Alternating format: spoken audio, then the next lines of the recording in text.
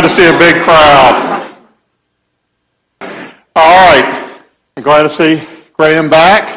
Congratulations, I announced it again, but Graham had a baby. And having babies is for the young. You look great. Doesn't look like you took your baby weight off right away. It's fantastic. All right, so Ross is up here, and then Jared's going to lead us in our opening song. What's it going to be, Jared? Battle Hymn of the Republic. All right. I don't think we've sang that one in a long time, if at all.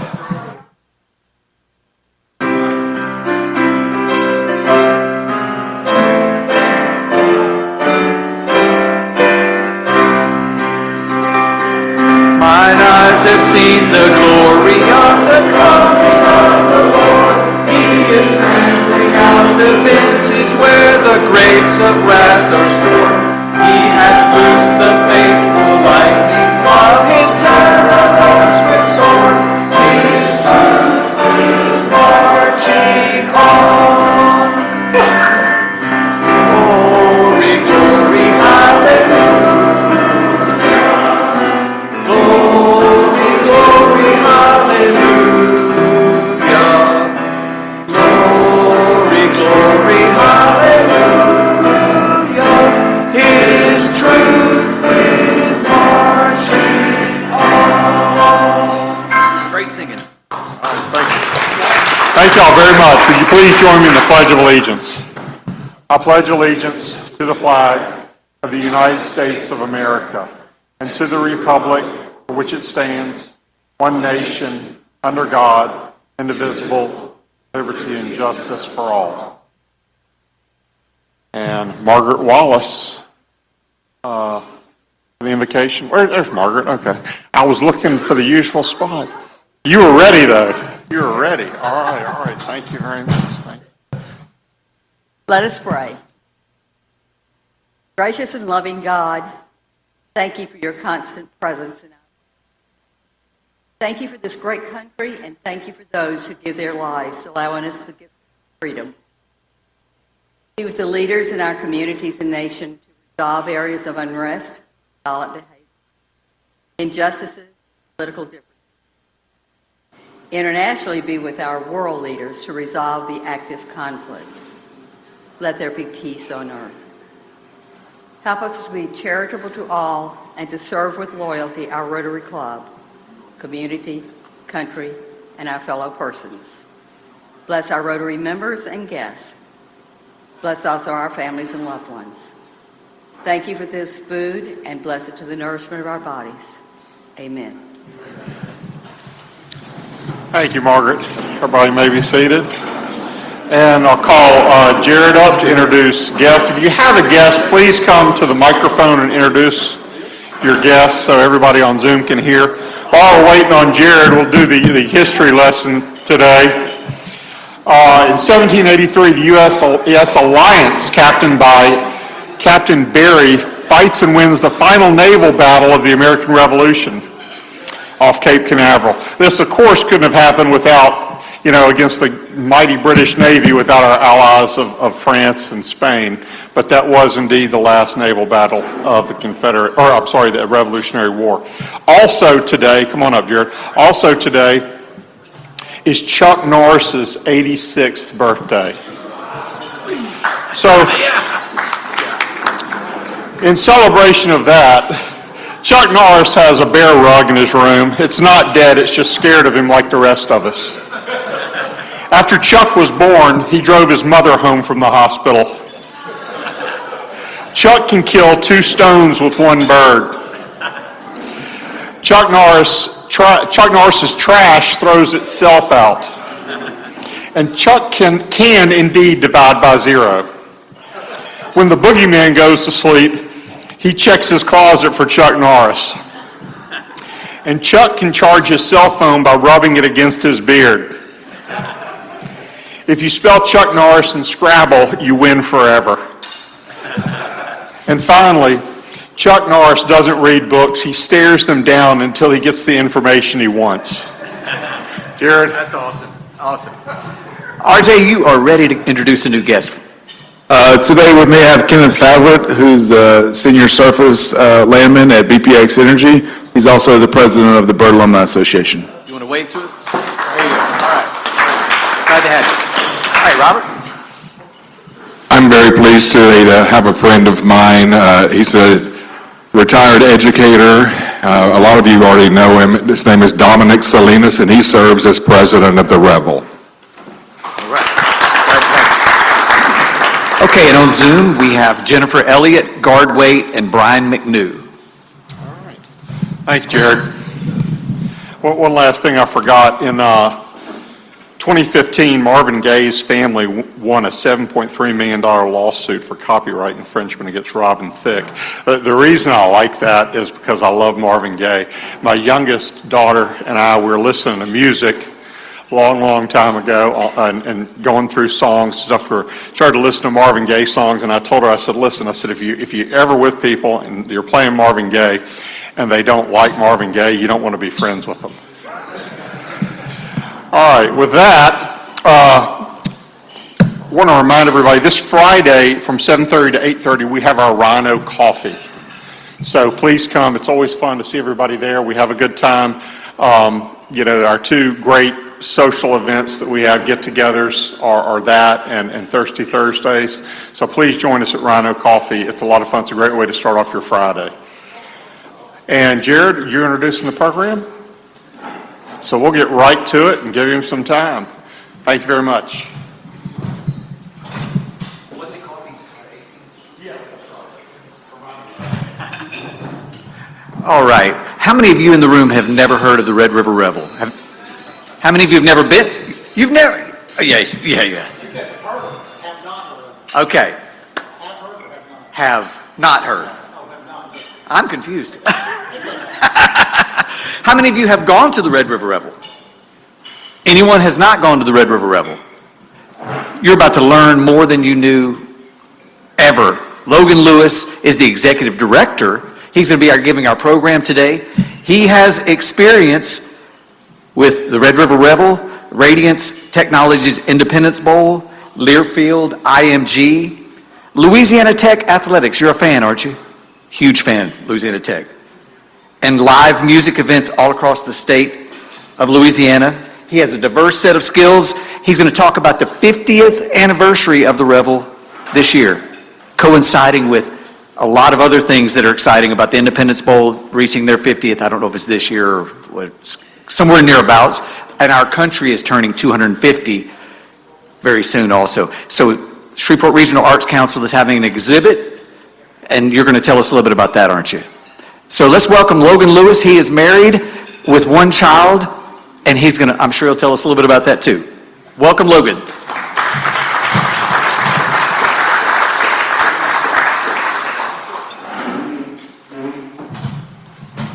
Okay.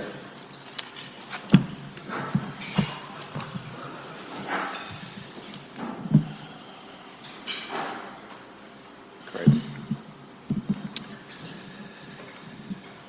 So, not for nothing, this is the second time I've spoken to this group. The first time was as executive director in 2023, I believe.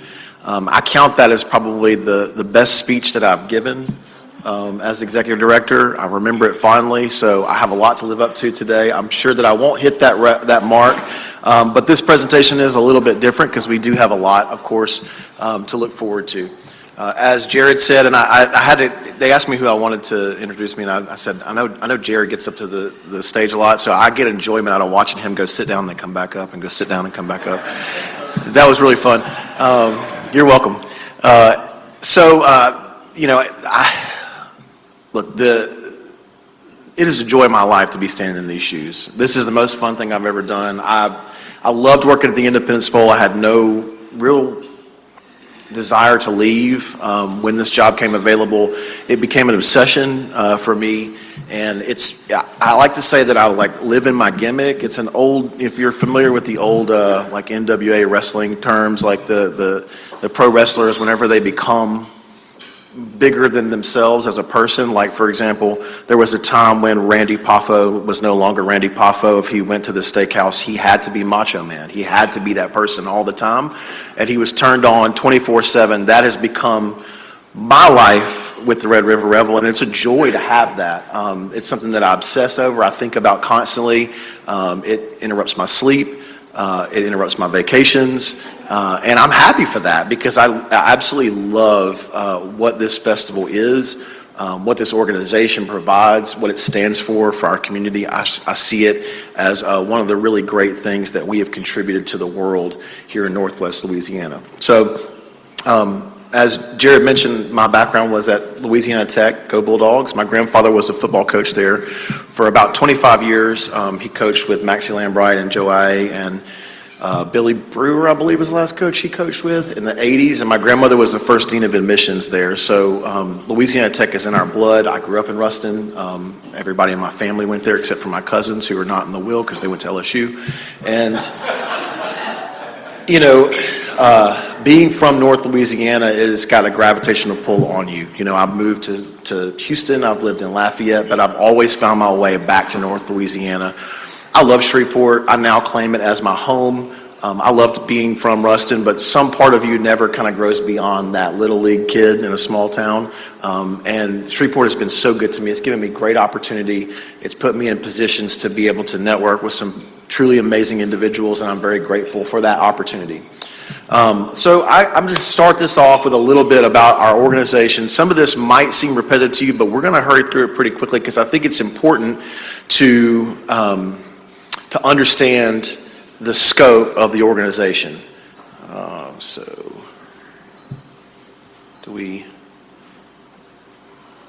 do I next slide this? No? Great, okay, awesome. Staff and organization, yes, so this is the structure of our organization. As mentioned, Dominic Salinas is our president who's here with us today.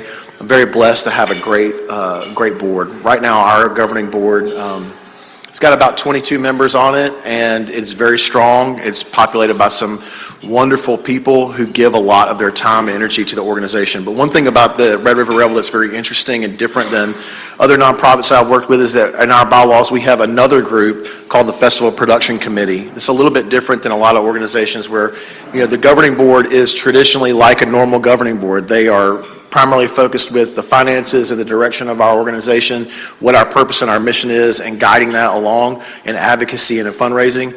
The Festival Production Committee is the working committee. These are the people that sweat. They're the ones that actually go out and build the festival every year. Some of them we don't see except for our monthly meetings, until the fall.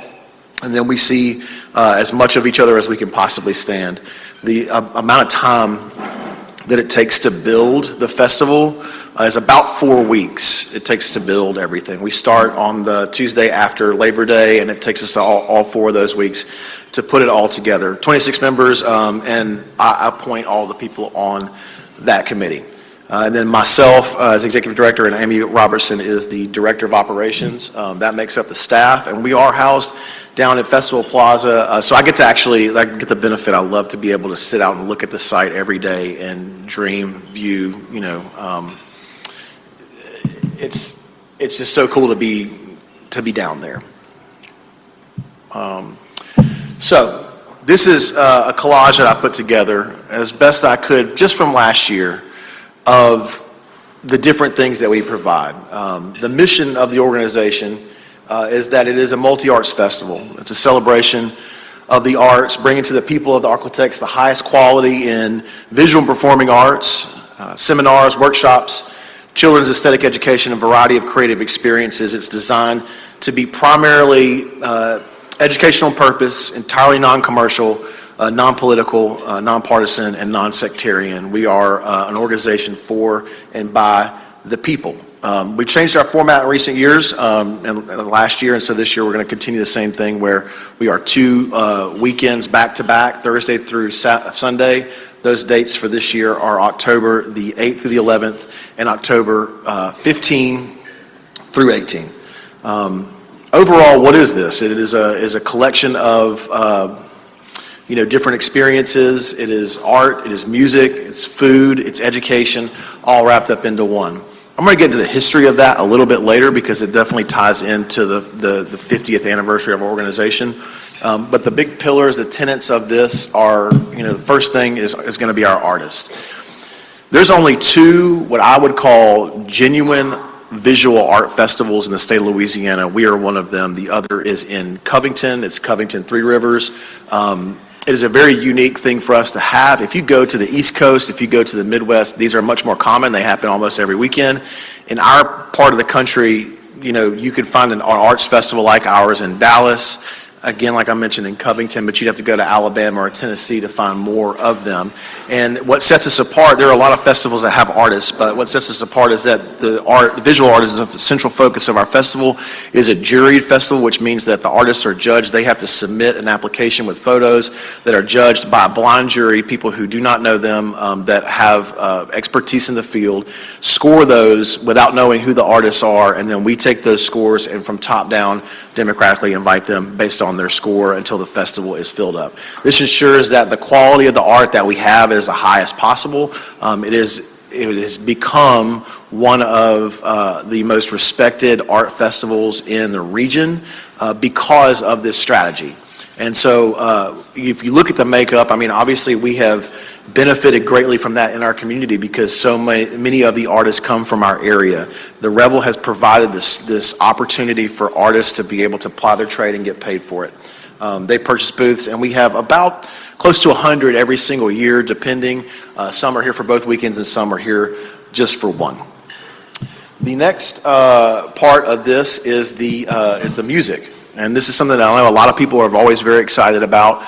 Music has been a part of our festival since the very beginning. The very first Revel, all the artists and the bands donated their performances. I wish I could say the same about 2026. But it has been a part of us since the beginning, and we do try to offer a variety of that. So my philosophy on the music for the Red River Revel is that it should reflect what our community finds and values is important.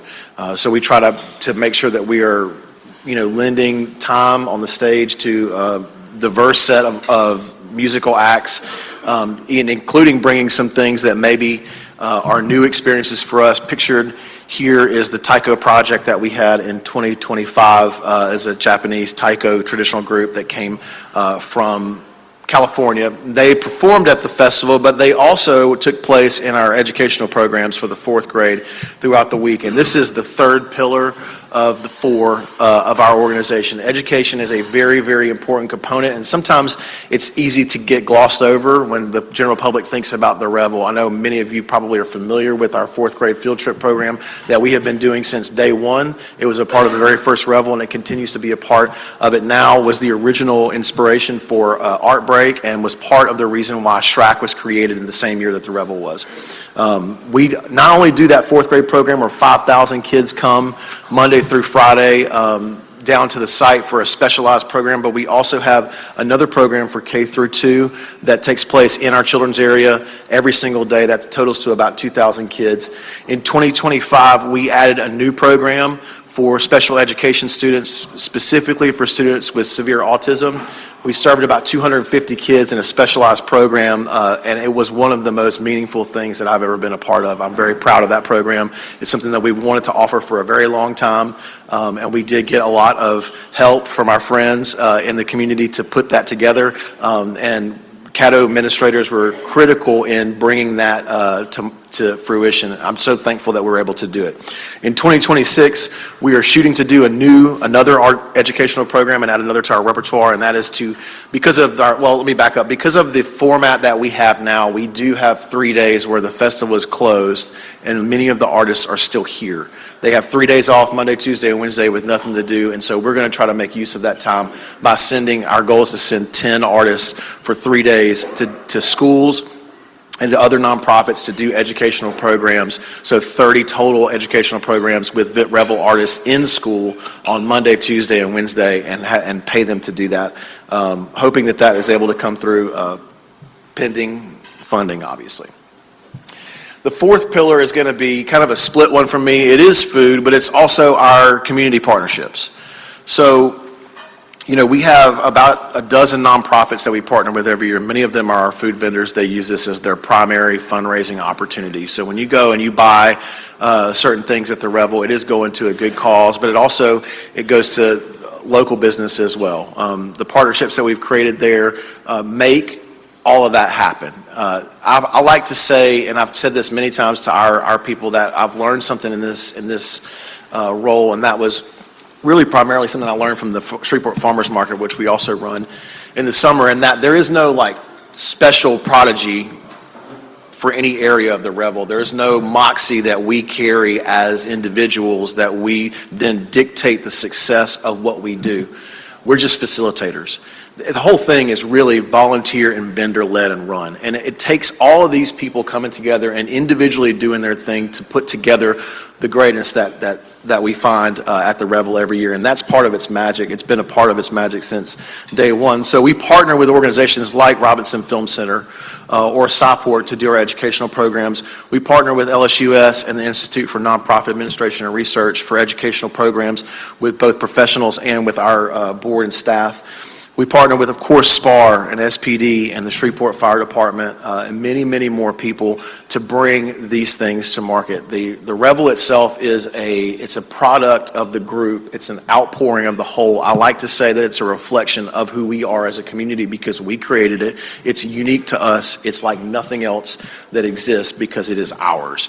And so that you can see it very much so how proud I am of that. And the impacts that it creates for our community. This year we did a study with Dr. Patrick Scott at Louisiana Tech to study our economic impact, and we're really pleased with the numbers that were provided. 1 in 5 people that visit the Revel come from out of town. That is an extraordinary number for tourism. That is almost unheard of in our industry.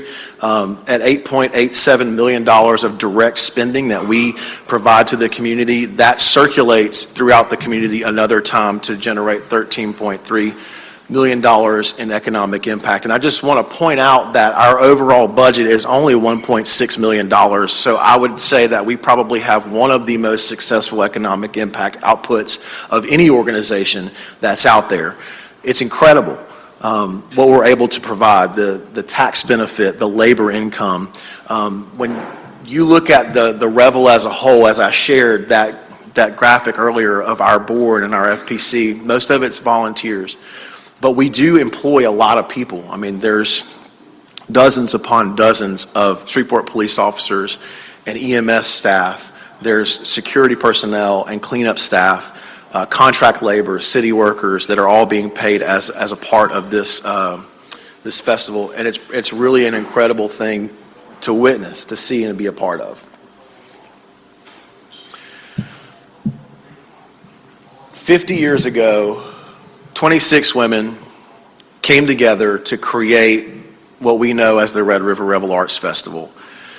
This was born out of an inspiration that was a part of the bicentennial celebration of 1776. In 1973, Shreveport was designated as one of the very first cities to celebrate that. It was a federal government mandate. The state had its own commission, the city had its own commission, and the Arts and Culture Committee of that commission created the Red River Revel. It was chaired by Leonie Reeder and Sally Pascal. This commission also created the Independence Bowl, and as a byproduct of the Red River Revel's research into the arts and education programs, SHRAC was created to influence art opportunities in schools year-round. It's an incredible legacy. You can see a picture there of from one of the first days, October 3rd, 1976. The festival itself has grown and changed many times over the years. It's changed leadership, it's seen its ups, and it's seen its downs, but it's still a jewel of our city. As I mentioned, the third highest economic impact event that happens in the city each year behind probably Mardi Gras and I think the Independence Bowl. We are very proud of what we're able to produce, but it's not without its challenges. I will say that we all have challenges. I know that today's times can be challenging for every business owner. Nobody's exempt from that. We've done a little research on the festival itself, and one of the challenges of having an institution like the Revel that's been around for a long time is that people tend to gloss over, forget, or take for granted what it takes to be able to put it together. Those 26 women represented members of the community that just wanted to do something to give back as a gift to their community, and it represented a lot of what we would consider the old money in Shreveport at the time. They eventually asked the Junior League to help them pull off this feat and sponsor the event. The city was at first hesitant to work with them and a little bit less than committed. And once the willpower of these women pushed through, they were able to create something truly special and truly dynamic. And the legacy is kind of written on the page there, from there. You'll see on this graphic here, that's the first program, that's the first logo that we still use today. But looking back over, let's say, the last 10 years, in 2016, we did a little research, and we had 70 corporate underwriters for our organization that were a part of our community. These are just not individuals, just corporate businesses. And in 2026, that number has gone down to 37. In 2016, there were 91 members. That's a membership is $250 a year for the Red River Revel. There were 91 of those households or individuals. And in 2026, we have right at 40. And I think that tells the story of the challenges that we face pretty plainly. Now, one thing that has not changed in those 10 years is the Revel's programming. We have been able to offer the same, and in fact, in many cases, more programming than we did 10 years ago. With 4 stages of music, 90 artists, all the educational programs, we're at least hitting the same expectations that we've always hit or exceeding them in many cases. So the question is you guys are all very smart business people, how are we doing that? How do we make that happen with such smaller community support, and obviously our expenses are higher because all of yours are as well. How do we do that? Well, the first slide tells you everything you need to know if you know where we were 10 years ago, because the Revel had 5 people on staff, and now we have 2. What has happened is we've cut our staff, and we've just done more. And that's a challenge. I will be straight with you guys. The burnout is very real. It's a very big challenge for us, and yet we have seemed to be, we've been able to find extraordinary people to fill the gaps. I can't be thankful enough for my director of operations. She is indispensable to me, and the time that we spend together putting the farmers market, Cork, and Revel on is time well spent. Every day is a challenge. But I would say that moving forward, as we look at Revel 50 and the challenges that we are faced with, as I mentioned, I challenge everybody in this room to consider supporting us in that endeavor. One thing that we've never really done is we've never fully, completely underwritten every single artist tent at the facility. And we've had 92. We've done good numbers. We've done over half in the past. But those underwriting of those tents is only $500. A membership starts at $250. I would challenge the room, I'd challenge the group to consider giving us your support, even if it's just your household, not for your business, not for sponsorship purposes or to see your logo, but for the simple fact that this organization and this event means that much to the community, that it means that much to the artists that participate. From an economic standpoint, that's a given, of course. But it's so much more than that. I mean, it's part of the pride that we have. It's one of the reasons why we love living here is the Red River Revel. It's one of the things that really sets us apart and makes us different. I want to compete with Festival International. I want to compete with Jazz Fest. But currently, we're struggling to do so. And I understand that those markets have their advantages that we don't have. However, I believe very strongly in the power and the will of the people of Shreveport and Bossier City. And I think we can bring this festival into the next 50 years with great, great success. If you're interested, there are some forums over there for you to look at that talk about our membership program and our artist tents. And with that, I'll open it up to take as many questions as you want about the programs that we have planned for Revel 50.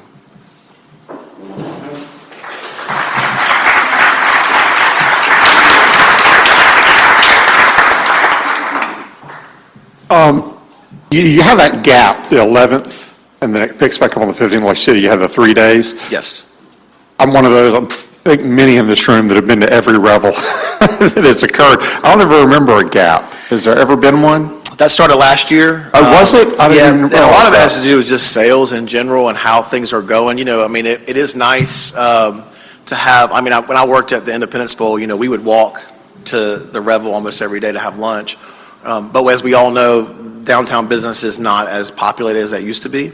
And so we've seen those Mondays, Tuesdays, and Wednesdays be a real struggle. I can tell you from my personal viewpoint, it's always interesting. The artists themselves have this the first couple of days they're very excited. You know, they're like, yeah, we're making good sales, everything's good. Then Monday just hits and it slows down significantly. By Tuesday, they start giving me dirty looks, and by Wednesday, they're actually voicing their displeasure with how bad of a job that I'm doing as executive director. And then things pick up on Thursday and Friday and Saturday. Everybody's happy, and they're all smiles at the very end. They say, man, this is a great show. Thanks so much for everything you did. So part of it is just to avoid that abuse, you know, but also we found that Thursday, Friday, Saturday, and Sunday are just higher attendance days in general. They tend to be easier for people to make it out, and it's made our need for volunteers so much easier to attain when we're only asking for volunteers on the weekdays to come out on Thursday and Friday during normal work hours. So it was really out of necessity, and it paid off a lot of dividends for us in the end last year, and we're excited to continue it. So, first of all, congratulations. I think you've been doing really a fabulous job. One of the things that I'm most intrigued about is how you pick the bands and the music. You have sort of an eclectic kind of mix and themes every year, and I'm just curious if you'd talk a little bit about that. There's not a method other than, like, you know, just obsession and lack of sleep. I mean, I like to think that, like, at some point, like, clarity catches up to my logic, you know, and that happened this year later than normal. It just happened last weekend where I finally kind of figure it out. Now, we do start way in advance. I mean, the themes or overall direction of the festival is begun really in July for the following, or for the next year. So I'll begin this July planning Revel 51, at least in concept or design, because we have grants and we have big picture proposals to put out. And then we begin to book the music in the beginning of the year. For me, I think that the thing to always remember is that I don't know everything about music, and I don't know everything about what's popular, what people like. And I do have several people that I really like to spend time with, and I trust their opinion. It gives me an opportunity to spend time with them, to talk about some of the options that we're looking at. But I mean, I think it's the same as any other business who's always prospecting. You know, I'm always prospecting the talent. I pay attention. I'm a musician myself, and I pay attention to what's happening in our local community, but also look for the trends and try to stay as current as we can. I mean, it's a challenge, Tim, I'll say more than ever. You know, I'll just give you an example. Well, my first year in 2022, we had Everclear, and they cost, I'll just tell you, I don't mind telling you, they cost us $25,000 for a 75-minute performance. They've not put out a single new song or new record or anything since 2022, and today I couldn't get them to get in the bus for less than $40,000. They haven't done anything to deserve it. It's just that's the difference in the music industry post-COVID and how much it has changed due to the large, you know, your Taylor Swift tours and stadium tours changing the market significantly. Live Nation and Ticketmaster are not exempt from that either. But it is very difficult to be able to meet expectation and also afford it. I learned the lesson the hard way that presenting new music to people is not a key to success in Shreveport. That familiarity is the strategy. So you achieve that in two ways. One is by nostalgia, and the other is by originality. And so that's what we try to focus on moving forward. First of all, I'll echo Tim and say, Logan, I'm very proud of you. You know, we got to work together for a long time, and you put new life into an organization that needed some new life, so great job with what you're doing.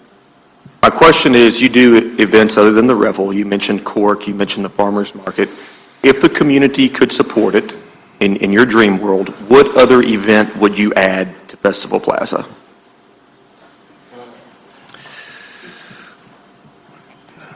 Trey, you're trying to get me to tell secrets, aren't you? We're adding another event this summer. Can't talk about it yet, though. We're meeting a lot right now with the city and with the Independence Bowl staff and with SHRAC to try to put a fine point on this monumental year that we're currently in. I mean, it is pretty impressive that the community as a whole marked the 200th anniversary of our country's founding with such great, long-lasting institutions and events.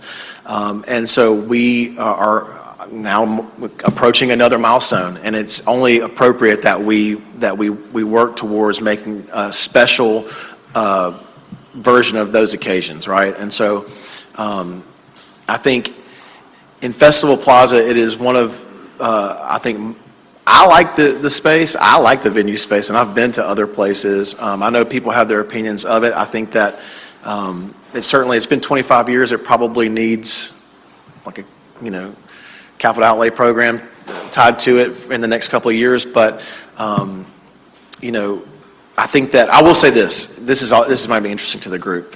I get asked a similar question, when are you going to expand the festival down to the riverfront? And I don't have the appetite for that. Unless we have some type of walking bridge, since the closure of Lake Street for the railroad, it just makes it really difficult for people to park in our major parking areas. So, given that challenge, I don't want to close Cloud Fant down. In the future, I think that space, Riverview Park space, could be used as a one-off by itself, maybe not with everything else that we're doing. I would like to see the events and the festivals have use of the space that fits their needs a little bit better, and it's working towards that. There's construction out there right now. They're tearing down the deck and building a new version of it that's going to offer us the opportunity to maybe present things a little bit differently. I really want to say what this event is, but I'm not really at liberty to say yet. Is it a recurring event? Yes, yeah. It'll be a recurring event, yeah. That was a good training.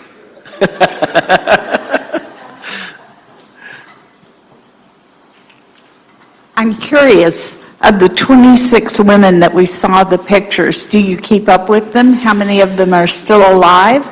We do, yeah. They're called Red Aprons, and for the obvious reasons, they had red aprons. In the picture, they had Stars and Stripes blue aprons that they partnered with the Lynx to sew for that first festival. Many of them still are alive. Most of them don't live here anymore. They've retired and moved on to other places in the country, and we, as best we can, have kept up with them. Mail service is kind of difficult sometimes if you lose contact. We have to talk to people to get people, right? So I would say of that group, there's a handful that are still with us and that we talk to. Some of them, I know a couple of them still live here, and we are engaging them for this year as well. But over the years, there has been many, many, many women, leaders in our community that have been leaders of that event. The executive directors kind of come and go, but some of the women have been with us way longer than them, and are the reason why it's achieved sustained success. And I think it's one of the things that makes it wholly unique in our country, is that they banded together and created it. Thank you. Yeah.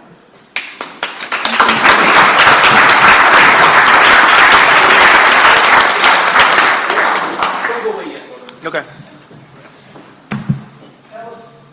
How many members are there? You said 40 current members at the $250 level? Yes. What about that? What is the next level? 500. How many members are at that level? Well, it's 40 counting both levels, I should say. Other members.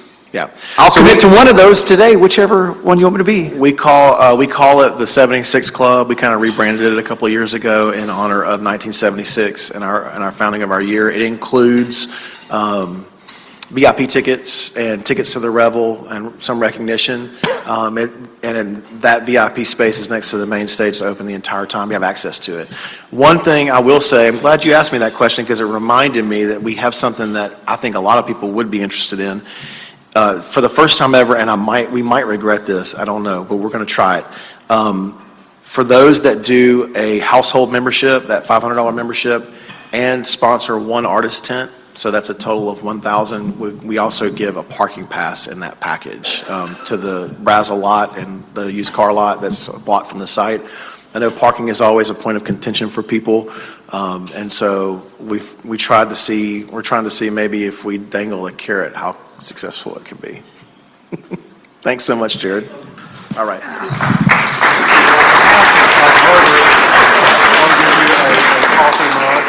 And I think, if I wasn't mistaken, I saw Sylvia Goodman in that photo. Sylvia was in the, and Kallenberg, yeah. Yeah, Sandy Kallenberg was on the back row, yeah. Yeah. So they're very much alive and kicking and doing everything. I think the Kallenbergs, if it wasn't for the Kallenbergs, there wouldn't be a art council or or anything. And Sylvia was instrumental in Shreveport and many other things. So those are two local ladies that are here that still today are driving forces for the arts in our whole community. So that's fantastic. Yeah, the Revel's always been great. I mean, it's always been fun. I mean, when I was a little kid, we went to the first one, and I was 5. It was fun. I think we all had memories of going to the Revel. So please, definitely support that. I think, yeah, getting the word out as far as that membership is a big thing. I think the Independence Bowl does a great job in telling about membership, but you hear that from other people. I don't hear a lot of that with the Revels, so maybe that's something we can change and get more membership. I know you got one member right there.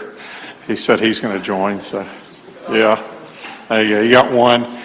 Mark, okay, good deal. All right, with that, let's go to our drawings. Please get your tickets out. And Cody got you some tickets, so grab your tickets.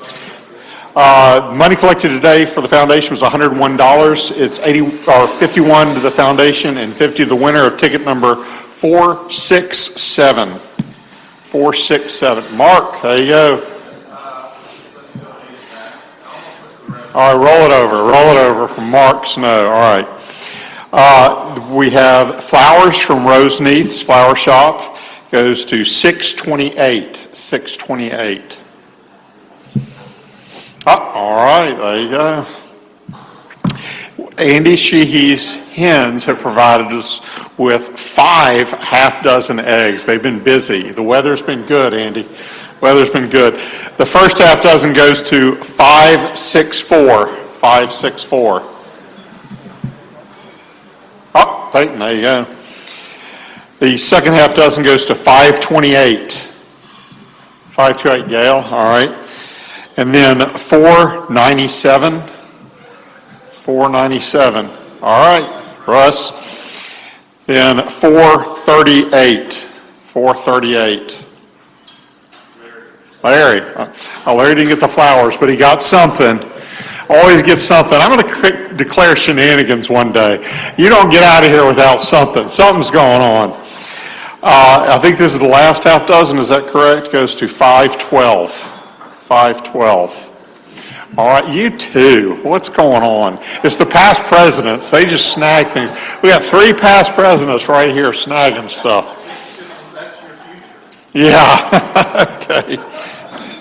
So thanks to the ever-present James Adams as a money taker. Denny Moulton took our raffle tickets, and then Pat Quick was our greeter scanner. Next week, we're going to hear from Diane Fergans Hawthorne with the River Bend Club about Rotary, our why, our purpose, our mission. And lastly, if you didn't notice, Megan McDaniels is absent today. She is on vacation. Her son is out for spring break, and they went to Paris, and she ran 2 days ago the half marathon in Paris. So you need to ask her about that when she gets back. That's pretty cool. All right, with that, if you would please rise and join me in the 5-way test. And also remember, this Friday, 7:30, 8:30, Rhino Coffee on Southfield. So with that, of all things that we think, say, and do, is it the truth? Is it fair to all concerned? Will it build goodwill and better friendships? Will it be beneficial to all concerned? And will it be fun? Rotary is adjourned.